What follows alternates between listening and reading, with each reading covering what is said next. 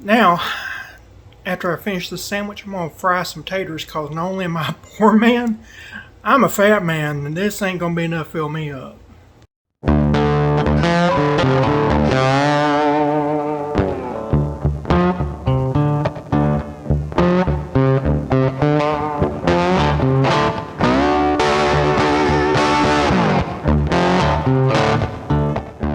Welcome back to the channel. I'm your host, Ken Johnson. So today we're going to be talking about pinfish. Yeah.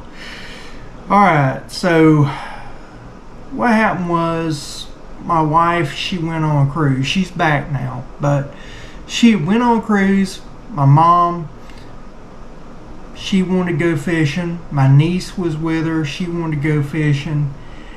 Mom don't like the camera. So it's always a pain trying to blur out her face and everything else. So I said, you know what, I'm just not even going to take the camera. Forget it. And really and truly, we didn't catch that much. But, I mean, Savannah, she played with the cast net, trying to learn how to throw it.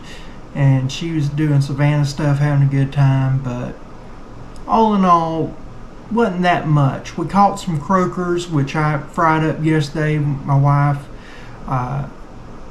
and we had some croakers and some coleslaw and fries and cheese grits, you know, normal Northwest Florida fish fry stuff. But one of the things we also caught was pinfish, and pinfish is not something you hear people eating. My friend Ricky Wallace, Wallace Knife Works, he had done a video a while back where he caught some pinfish and ate them. And so I thought that, well, you know what, I'll give it a try. He said it tasted like crab, so I had an idea for something. So we'll go from there. So these right here are called pinfish. And you see little yellow pinstripes. They got the little black dots. Some have some lines on them, but most of them don't. They have very sharp fins. You see the yellow tail, yellowish fins towards back, dark part. They're absolutely gorgeous fish. Got blues and yellows and a little bit of green. But it's just a really, really gorgeous fish. And at least in this area of the world, they're considered to be trash fish, only good for bait. But a friend of mine, Ricky Wallace with Wallace Knife Works and Homestead, if you haven't watched him, go see his channel. He's tried them and said they taste like crab. So I'm like, how about we cook these up, do poor man lobster rolls. It's a very simple application, not really a recipe, just an application. And I'm gonna make some poor man lobster rolls and see how these taste. Well, I got to admit, I'm not really happy. These things have pin bones, and so by the time I skinned them and got the pin bones, I don't even have a quarter cup of fish out of all those fish. Alright, in a small pot, I just added a few cups of water. It really don't matter. Just enough that the fish can roll around while it's boiling. This right here is just some Cajun seasoning. Put about a tablespoon or half a tablespoon, whatever, just to taste. Actually, that was about a teaspoon, 2 teaspoons. It wasn't even that much. I'm dealing with such a small amount, so again, it's all to taste. Some Lemperons Worcestershire sauce, and I'm going to put a few dashes of lime juice. This is key lime juice. Now I'm going to add just a little bit of salt to taste. It also needs just a little bit of onion powder and granulated garlic. Granulated garlic going in. Now that it's boiling, we just toss the fish in. Alright, just on a simmer. Fish are ready. They're cooked. We'll fish them out, put them into a bowl. Like I said, that ain't much, but we're going to make do with it. Now, if I was not doing a poor man's lobster roll. I would probably put tarragon, some other stuff in here, but I'm just going to put mayonnaise. There we go, not the prettiest in the world, but it'll work. Now we got butter for our buns. We'll go ahead and toast them off. Not the prettiest sandwich in the world. I did taste it. It's very mild. So let's give this sandwich taste. I just tasted fish, but it was very mild. Alright, so here we go. Pinfish. Let's give it a try.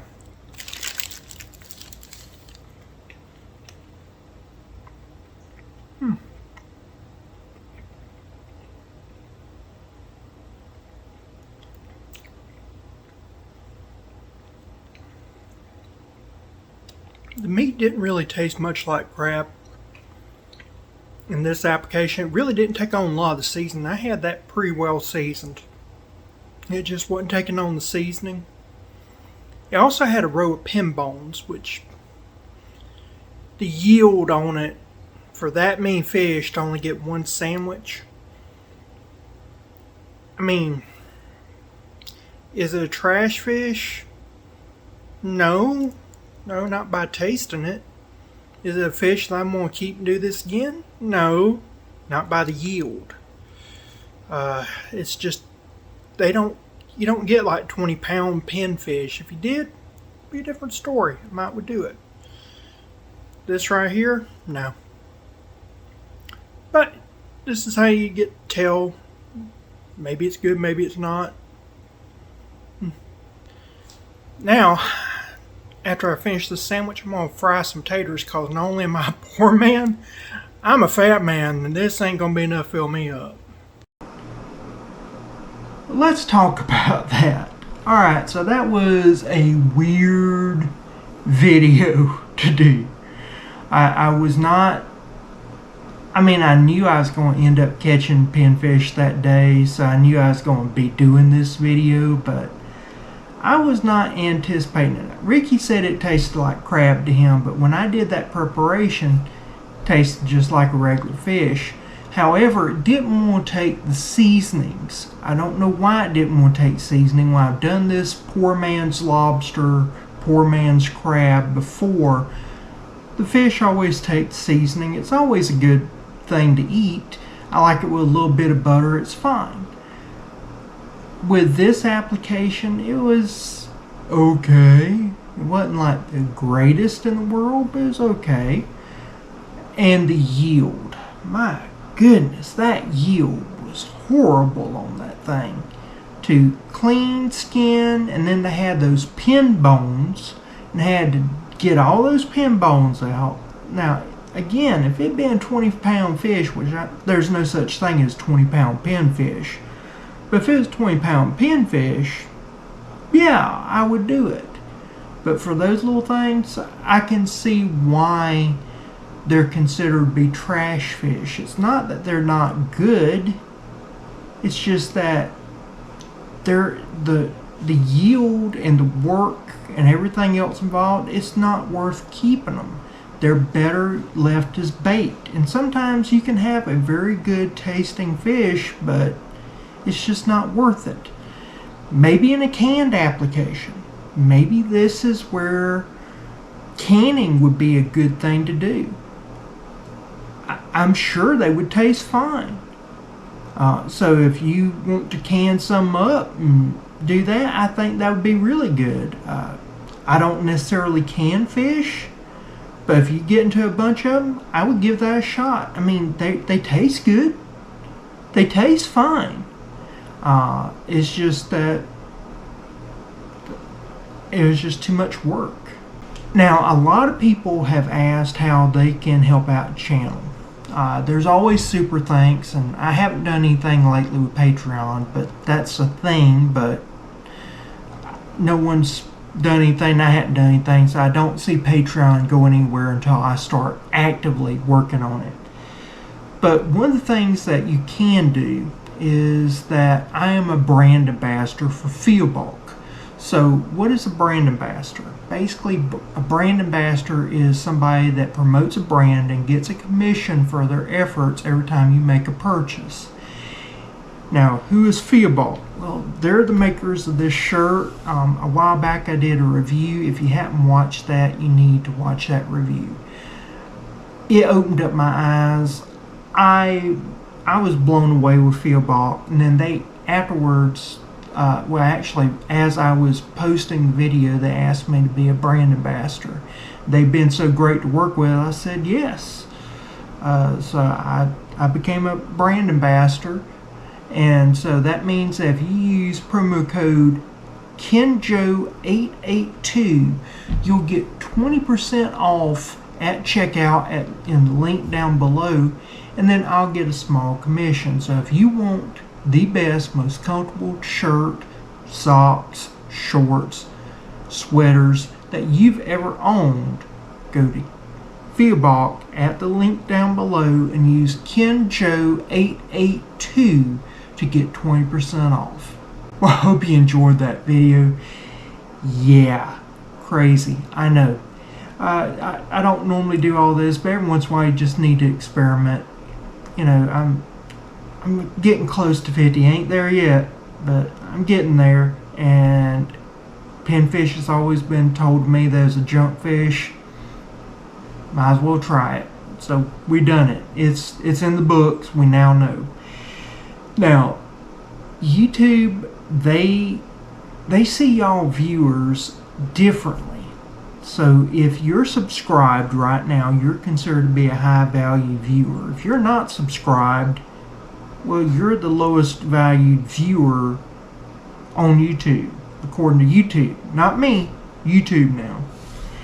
And so a way that you can increase your value is to hit the like button. You don't have to comment. Now, if you want to comment, I'd appreciate it. But you don't have to comment. You just hit the like button, and that will give you the opportunity to become a higher valued viewer to the algorithm. The other thing is, if you're not subscribed, hit that subscription button and hit that notification bell, and then all of a sudden your value skyrockets to YouTube. So anybody that you're watching that you like, subscribe to them, and then your likes, your viewing preferences, YouTube will see that as being more important than you not being subscribed. Alright, I can't hound that enough. I don't know of a way to emphasize the importance of that. That really does help out the channel. Now we're already past 2,000 subscribers, working our way slowly to 5,000 subscribers. At 5,000 subscribers, I'd like to do a small little giveaway. I can't do much, but I'd like to do a little giveaway just as a way for me to say thanks for supporting this channel. So if you want to put down the comments down below what you would like as a prize, let me know. We'll work out something. Alright, but right now we're just brainstorming as we edge our way to 5,000 subscribers. So I really would appreciate that. Now up here is a video I think you might like. Over here is another video I think you might like. Now down below there's a video based off of your viewing preferences and history. YouTube thinks that you might like of my content. And the reason why I say that is because this video is over with. Bye.